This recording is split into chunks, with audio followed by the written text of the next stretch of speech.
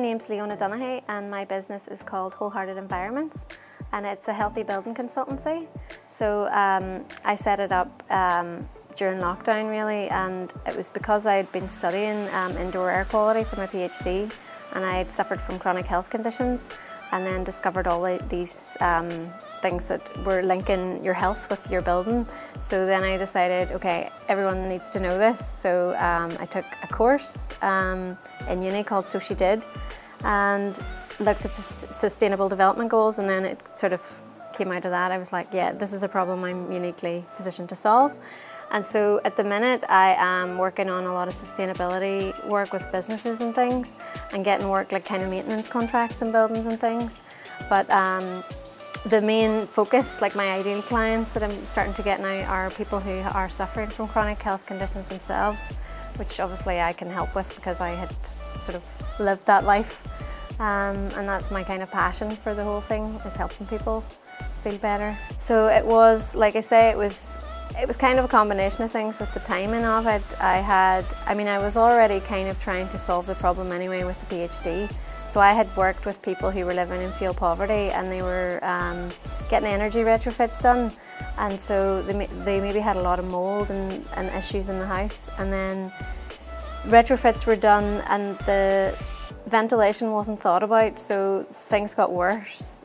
And so although the house was being renovated to make it warmer for their health, people weren't thinking about how that would affect the air quality. And then, yeah, there was I saw a lot of health problems, and I was like, we need to do better.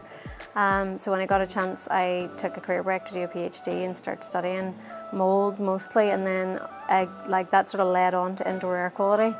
And then I was like, okay, this is really niche, and I don't know, there's not a lot of people definitely here doing anything to do with it. And so whenever I went on to a business program in uni, it was kind of obvious then what to do. I mean, I don't think I signed up exactly going, this is what I'm going to do, but then it was kind of like talking to them in the course. I was like, well, could I be the business? You know, a knowledge-based business is not something there are a lot of, but I was like, yeah, I can do that. So came out of that.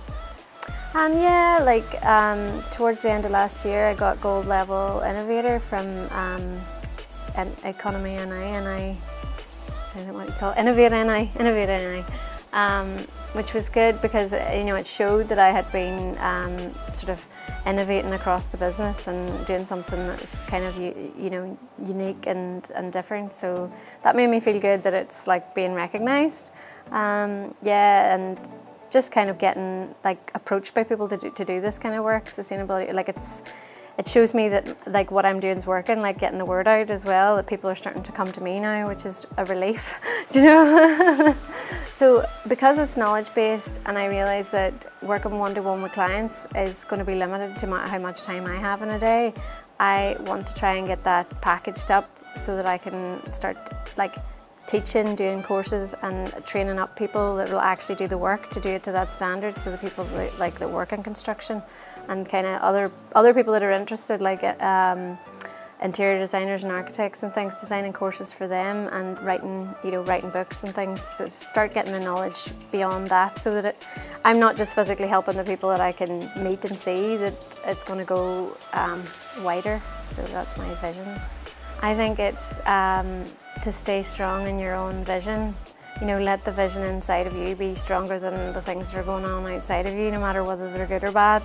Do you know what I mean? Yes, listen to people's advice, but then realise that people can only give you advice from their own experience, and that might not be your journey. Take what you can out of it, but don't let yourself get sidetracked, because everyone will have an opinion, and if you start listening and going in every direction, you're going to move away from where you started. You'll not go where you want to go. I think tenacity, just being able to kind of keep going, because it is difficult. It's the reason it's not been done before is because it's quite challenging, probably, and you need to be able to handle rejection well, sort of know yourself and not take things personally.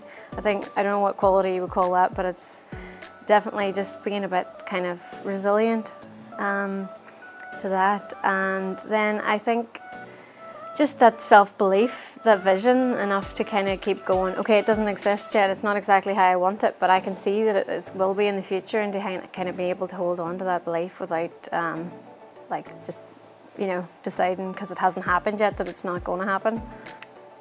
I think it's been able to make a difference in a way that you couldn't with another job. Like, you're able to maximise your own skills because you know them, you know what I mean? And I think that's kind of something that I started out doing. It was like, I need to get to know myself to know the best that I can offer to somebody else. So it's kind of like you design a job that suits your unique skills. So I think, like, you know, you can only really do that if you create it yourself. I think the hardest part is that you don't just do the job that you love, you do everything. And that can be a wee bit overwhelming, and sometimes it's hard to switch off. That could be probably the hardest thing, is like having to get that boundaries where you go, okay, I have to stop, I have to rest, because otherwise, do you know what I mean, you'll burn out. It's helped me in all of those areas, I would say, because of meeting all the different businesses and learning about them and their struggles and things like that, and obviously those connections and even events and things that I got onto because of it. Then I've met connections for business, and it's helped me. I've, like, you know, connection after connection has come from it. So I think it's helped me grow the business from the connections, and then also just from learning about, you know, like the whole program is about exporting your business. So learning how to not just operate in Northern Ireland, but like how you can interact with sort of Ireland and Europe and beyond. I think most excited for what I was saying, like the kind of teaching and getting the knowledge out wider. So I'm more excited to see reaching beyond just the direct interactions that I have with people, that people are going to get to know about this from the stuff I put out, and someone else will tell them. So I think I'm excited that that's going to happen, do you know what I mean? So I think that the main thing I need is really people to talk. If they hear something and it resonates with them, to like tell other people, and just like if they see stuff on social media, to like it and share it or whatever. It's like, because it's something brand new, I need the awareness reason, and so I just need as many people to talk about it as I can.